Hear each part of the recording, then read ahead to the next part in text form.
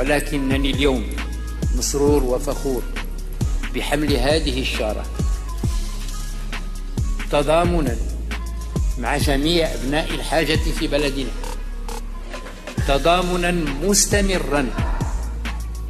لا وليد اليوم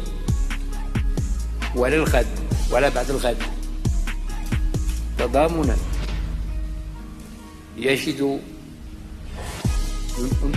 يجد منهله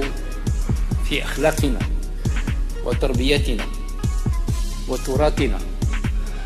فلنسر في هذه الحملة ونواظب عليها، علما منا أننا سنعين لا على محو الفقر، ولكن على الأقل على